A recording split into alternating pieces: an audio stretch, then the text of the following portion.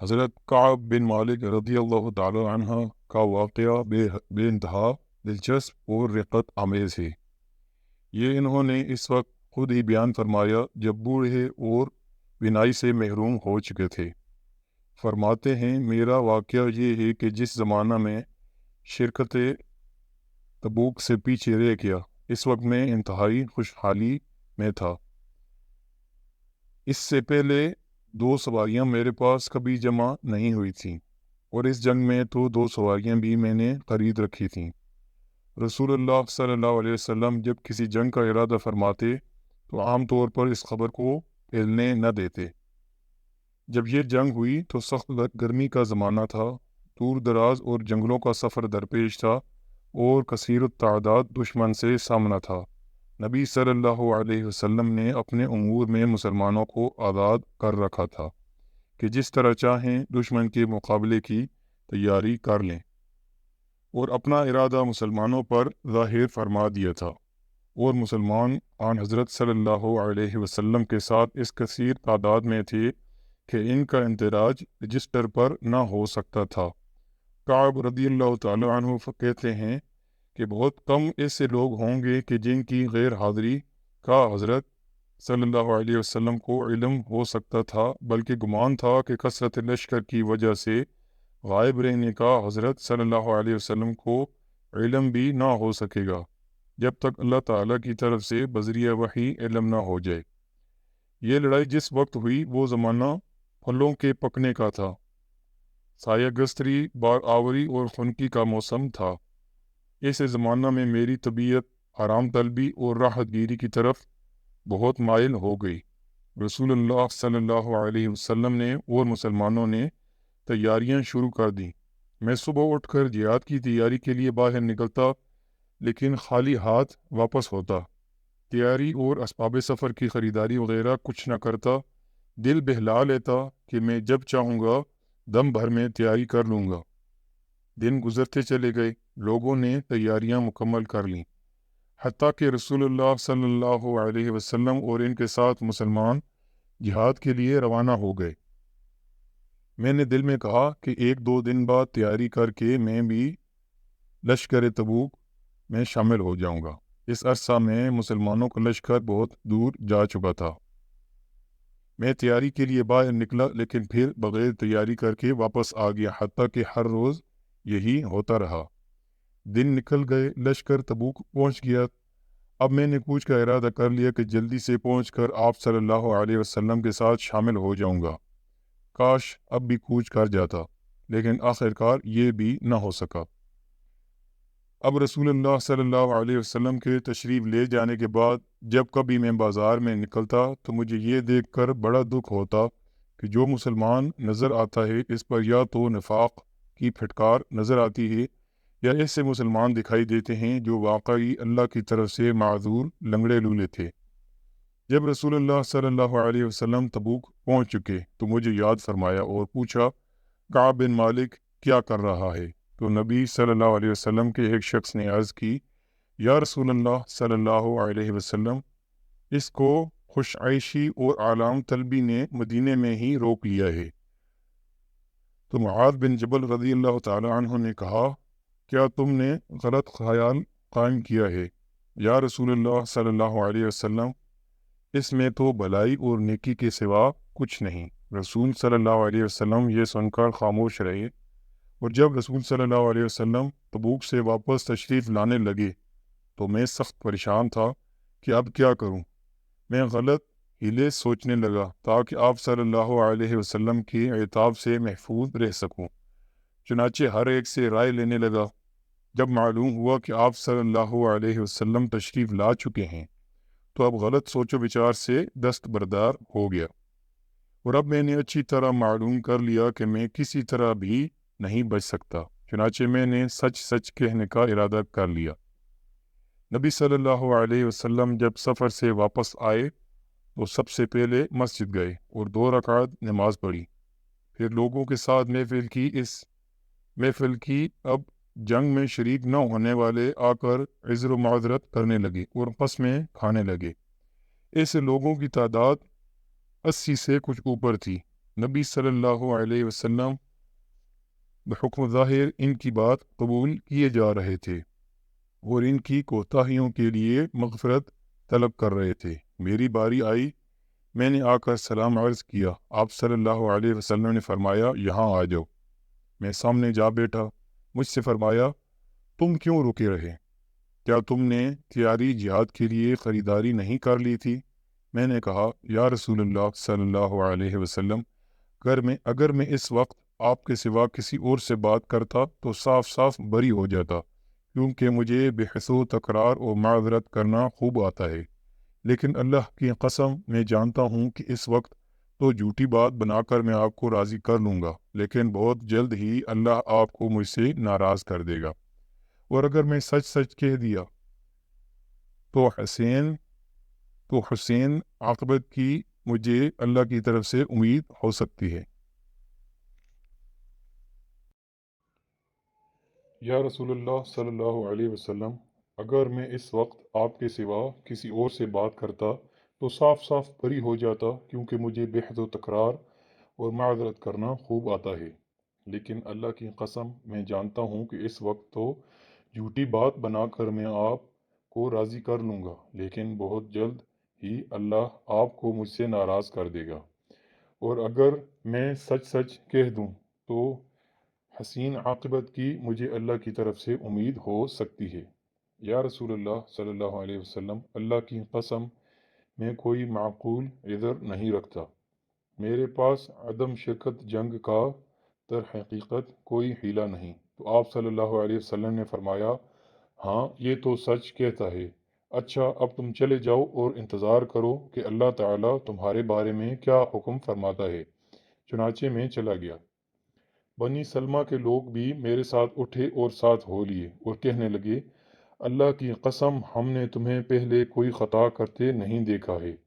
دوسرے لوگوں نے جیسے عذرات پیش کر دیے، تم حضور صلی اللہ علیہ وسلم کے سامنے کچھ بھی عذر پیش کرتے، ورنہ نبی صلی اللہ علیہ وسلم نے دوسروں کے لیے جیسے استغفار کیا تھا تمہارے لیے بھی حضرت صلی اللہ علیہ وسلم کا یہ استغفار کافی ہوتا۔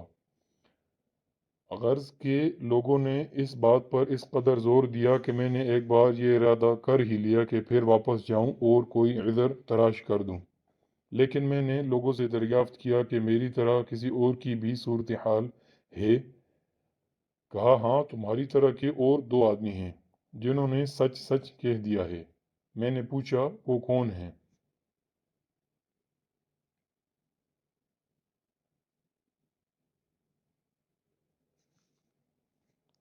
کہا گیا مرارہ بن الربیع العامری اور ہلال بن امیہ واقفی۔ کہا گیا یہ دونوں مرد صالح ہیں، بدر میں شریک تھے۔ اب میرے سامنے ان کا نقش قدم تھا، اسی لیے میں دوبارہ رسول اللہ صلی اللہ علیہ وسلم کے پاس نہ گیا۔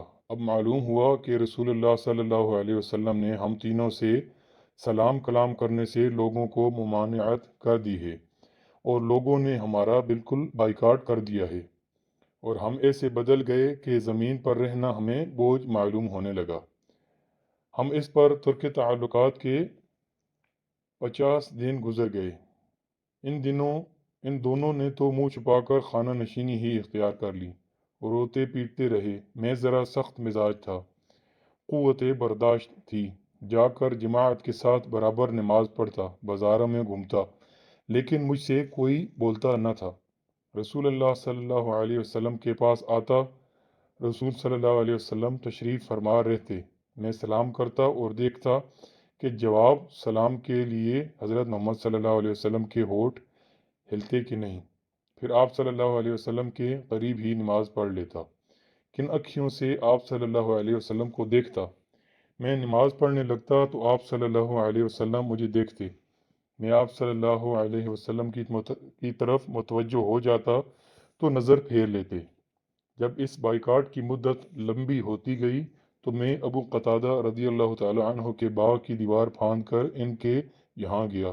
وہ میرے چچا زاد بھائی تھے، میں انہیں بہت چاہتا تھا۔ سلام کیا، واللہ انہوں نے جواب نہ دیا۔ میں نے کہا اے ابو قتادہ، تمہیں اللہ کی قسم کیا تم نہیں جانتے میں اللہ کو اور رسول اللہ صلی اللہ علیہ وسلم کو دوست رکھتا ہوں؟ وہ سن کر خاموش ہو گئے۔ میں نے اللہ کی قسم دے کر بات کی، پھر کچھ نہ بولے۔ میں نے پھر قسم دی، کچھ بھی نہ کہا، لیکن انجان پن سے بولے، اللہ اور اس کے رسول صلی اللہ علیہ وسلم کو علم ہے۔ میں پھوٹ پھوٹ کر رونے لگا، پھر دیوار پھاند کر واپس ہو گیا۔ ایک دن بازار مدینہ میں گھوم رہا تھا کہ شام کا ایک قطبی جو مدینہ کے بازار میں کھانے کی کچھ چیزیں بیچ رہا تھا، لوگوں سے کہنے لگا کہ کعب بن مالک رضی اللہ تعالی عنہ کا کوئی پتہ دے۔ لوگوں نے میری طرف اشارہ کر دیا۔ میرے پاس آیا اور شاہ غسان کا ایک مکتوب میرے حوالے کیا۔ چونکہ میں پڑھا تو لکھا تھا کہ ہمیں اطلاع ملی ہے کہ تمہارے آقا صلی اللہ علیہ وسلم نے تم پر سختی کی ہے۔ اللہ نے تمہیں کوئی معمولی آدمی نہیں بنایا ہے، تم کوئی گرے پڑے نہیں ہو، تم ہمارے پاس آ جاؤ، ہم تمہیں نواز دیں گے۔ میں نے یہ پڑھ کر کہا، میرے اللہ، یہ تو نئی مصیبت آ پڑی۔ میں نے اس مکتوب کو آگ میں جھونک دیا، اور جب 50 میں سے 40 دن گزر گئے تو رسول اللہ صلی اللہ علیہ وسلم کا ایک قاصد میرے پاس آیا اور کہا، حضرت محمد صلی اللہ علیہ وسلم نے حکم دیا ہے کہ اپنی عورت سے علیحدہ رہو۔ میں نے پوچھا، کیا حکم ہے کہ طلاق دوں؟ کہا، نہیں، صرف الگ رہو، قربت نہ کرنا۔ کہا کہ دوسرے دونوں کے بارے میں بھی یہی حکم ہوا ہے۔ چنانچہ میں نے اپنی عورت سے کہہ دیا کہ میکے چلی جاؤ حتیٰ کہ اللہ کا کوئی حکم پہنچے۔ ہلال بن امیہ رضی اللہ تعالیٰ عنہ کی بیوی نبی کریم صلی اللہ علیہ وسلم کے پاس آئی اور عرض کرنے لگی، یا رسول اللہ صلی اللہ علیہ وسلم، ہلال ایک شیخ ضعیف ہے، اس کی خدمت کے لیے کوئی آدمی نہیں، اگر میں اس کی خدمت میں لگی رہوں تو آپ صلی اللہ علیہ وسلم نامنظور تو نہ کریں گے۔ رسول اللہ صلی اللہ علیہ وسلم نے فرمایا، اچھا، لیکن وہ تم سے قربت نہ کرے۔ کہنے لگی، اس غریب کو تو ہلنا جلنا مشکل ہو گیا ہے۔ آپ صلی اللہ علیہ وسلم کی ناراضگی کے دن سے آج تک لگاتار روتا رہتا ہے۔ میرے گھر والوں میں سے ایک نے کہا، تم بھی رسول صلی اللہ علیہ وسلم سے اپنی بیوی سے خدمت لینے کی اجازت حاصل کر لو، جیسے کہ ہلال کو اجازت مل گئی۔ میں نے کہا، اللہ کی قسم، میں اس بات کی حضرت محمد صلی اللہ علیہ وسلم سے درخواست نہ کروں گا، نہ معلوم حضور صلی اللہ علیہ وسلم کیا فرمائیں گے۔ میں نوجوان آدمی ہوں، مجھے کسی سے درخواست لینے کی ضرورت نہیں۔ اب ہم نے مزید 10 دن گزارے اور لوگوں کے قطع تعلق کو 50 دن گزر گئے۔ 50ویں دن کی صبح آپ اپنے گھر کی چھت پر صبح کی نماز پڑھ کر میں اس حال میں بیٹھا ہوا تھا جیسا کہ اللہ تعالیٰ نے اپنے کلام مجید میں فرمایا ہے، یعنی میری جان مجھ پر بھاری معلوم ہو رہی تھی۔ یہ وسیع دنیا مجھے تنگ محسوس ہو رہی تھی کہ سلع پہاڑی پر سے ایک پکارنے والے کی آواز میرے کان میں پڑی کہ وہ بہت بلند آواز میں چیخ رہا تھا کہ اے کعب بن مالک، خوش ہو جاؤ۔ یہ سنتے ہی میں سجدے میں گر پڑا اور سمجھ گیا کہ اللہ نے میری توبہ قبول کر لی۔ مصیبت کا زمانہ گزر گیا۔ صبح کی نماز پڑھنے کے بعد رسول اللہ صلی اللہ علیہ وسلم نے اطلاع سنا دی کہ اللہ تعالیٰ نے ان تینوں کی توبہ قبول کر لی ہے۔ لوگ ہمیں خوشخبری دینے کے لیے دوڑے۔ ان دونوں کے پاس بھی گئے اور میرے پاس بھی۔ ایک سوار تیز گھوڑا دوڑاتے ہوا آیا، لیکن پہاڑی پر چڑھ کر آواز دینے والا زیادہ کامیاب رہا کہ جلد تر مجھے خبر مل گئی، کیونکہ گھوڑے کی رفتار سے آواز کی رفتار تیز تر ہوتی ہے۔ چنانچہ جب وہ شخص مجھ سے ملا جس کی آواز میں نے سنی تھی تو اس خوشخبری دینے کے صلے میں اپنے کپڑے اتار کر میں نے اسے پہنا دیے۔ واللہ میرے پاس اس وقت دوسرا جوڑا نہیں تھا۔ میں نے اپنے لیے مستعار تیار شدہ کپڑے لے کر پہن لیے۔ میں رسول اللہ صلی اللہ علیہ وسلم کے پاس جانے کے ارادے سے نکلا۔ لوگ مجھے راہ میں جوق در جوق ملتے اور مبارکباد دیتے جاتے۔ میں مسجد میں داخل ہوا تو نبی صلی اللہ علیہ وسلم لوگوں کے درمیان بیٹھے ہوئے تھے۔ مجھے دیکھتے ہی طلحہ بن عبید اللہ دور پڑے، مجھ سے مصافحہ کر کے مبارکباد دی۔ مہاجرین میں سے کسی نے ان کے سوا یہ اقدام نہیں کیا۔ کعب رضی اللہ تعالیٰ عنہ نے طلحہ رضی اللہ تعالیٰ عنہ کے اس خلوص کو کبھی فراموش نہیں کیا۔ میں نے آ کر رسول صلی اللہ علیہ وسلم کو سلام کیا۔ آپ صلی اللہ علیہ وسلم کا چہرہ مبارک خوشی سے چمک اٹھا، کہنے لگے، خوش ہو جاؤ، جب سے تم پیدا ہوئے ایسی خوشی کا دن تم پر نہ آیا ہوگا۔ میں نے پوچھا یا رسول اللہ صلی اللہ علیہ وسلم، یہ بشارت آپ صلی اللہ علیہ وسلم کی طرف سے ہے یا اللہ کی طرف سے؟ فرمانے لگے اللہ کی طرف سے۔ نبی صلی اللہ علیہ وسلم خوش ہو جاتے تو آپ صلی اللہ علیہ وسلم کا چہرہ مبارک چمک اٹھتا تھا، گویا چاند کا ٹکڑا ہے۔ آپ صلی اللہ علیہ وسلم کی خوشنودی آپ کے چہرے مبارک ہی سے ظاہر ہو جاتی۔ تو میں نے حضرت محمد صلی اللہ علیہ وسلم سے عرض کی یا رسول اللہ، میری قبولیت توبہ کی یہ برکت ہونی چاہیے کہ میں اپنا سارا مال و متاع اللہ اور اس کے رسول صلی اللہ علیہ وسلم کی راہ میں لٹا دوں۔ نبی کریم صلی اللہ علیہ وسلم نے فرمایا ایسا نہیں، کچھ رکھو اور کچھ صدقہ کر دو، یہی بہتر صورت ہے۔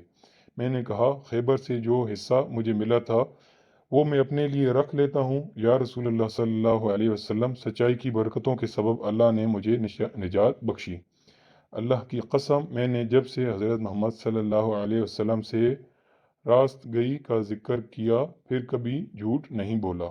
اللہ سے دعا ہے کہ وہ آئندہ بھی کبھی کسی سے یا مجھ سے جھوٹ نہ بلوائے۔